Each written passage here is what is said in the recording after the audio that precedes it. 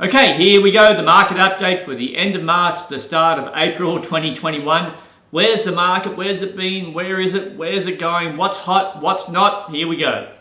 For the most part, market is kind of still the same, which is outstanding if you're a seller. Not particularly outstanding if you're a buyer because lots of competition, but you know, the market's always changed, good for sellers or good for buyers, so you have to really take whatever it is when you're about to purchase. I actually heard an expert the other week, or in fact last week, say, never ever buy in a hot market.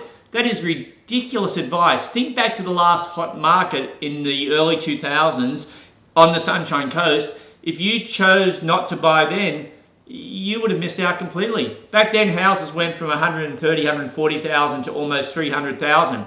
What a waste of money spending $300 for a house. Well, that same $300 house now is 800,000. So don't listen to these experts that say never buy in a hot market. I was going to say kafui if that's a word, but that's just not true. You buy when you're going to buy and you plan to hang on to it for 10, 20, 30 years. That's how you make money in real estate.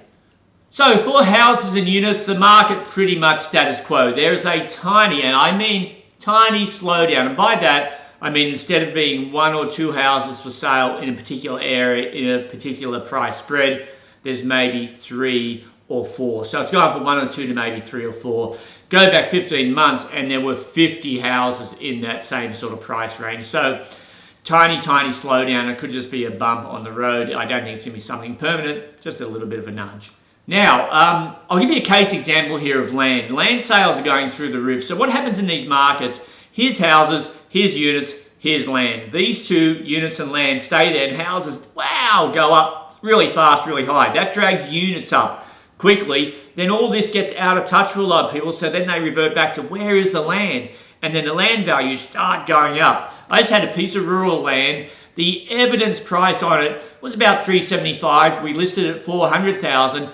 It sold for well over $500,000, about 30% over the list price. Now, the land wasn't particularly worth that, that's beside the point, but there was no other land for sale in this area. In fact, in this one pocket of rural land, or rural area, this one rural area, it's hard to say, there's not much left. There's only a few blocks left. So the demand was through the roof, and obviously the supply was one on the market, one piece of land, and it sold with multiple offers. I had people call 2 days after it went on the market and were absolutely flabbergasted that it sold so quickly. Yeah, so if you're a buyer watching this, if you see something you want, that means everyone else is also seeing something they want. You've got to jump on it immediately and call the agent and check on availability and go and see it quickly. Otherwise, you'll be disappointed a lot in this market right now. Rentals, this is pretty quick. If we have a vacancy, we put it up for rent. We have an open. We're restricted on the number of people can see it. I think it's about 100. And we'll have 50 applications and it will rent immediately. So rental market's still extremely tight. And I know a lot of people maybe at the end of their lease, the lease isn't getting renewed for whatever reason, quite hard to find a property. So I understand, I empathize with that. But unfortunately, that's just the market that we're in right now. It will change, but the rental market right now, strong. And I can't really see that slowing down through this year. In fact, I see it getting tighter and tighter as we move towards the end of the year. So just something to keep in mind. So now the latest news, we're still in March, heading towards April.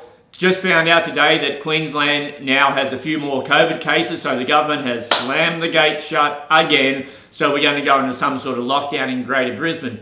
Not up here on the sunny coast as much as I understand it. Maybe that's why everybody wants to move to the sunny coast, because we're pretty isolated when that type of thing happens. But will this affect everything? I don't think so. In fact, if you're a local and if you're watching this and if you're thinking about buying, this weekend on all the properties I'm holding open, it may give you an opportunity to buy without the Brisbane competition. Doesn't mean you're not going to pay still a premium price. It just means you maybe won't be competing against 5, 10, 15 offers. There may only be 1 or 2 or 3 from the locals' perspective. So keep that in mind if you are a local, especially if you see the video. Make sure you get out there. So if you're a buyer, give me a call. Tell me what you want. I'll be happy to help you. If you're a seller and you want to sell, please give me a call. And if you're thinking about having your property managed, we do a great job on that also. That's it. We'll see you next week for the next video and next month for the market update.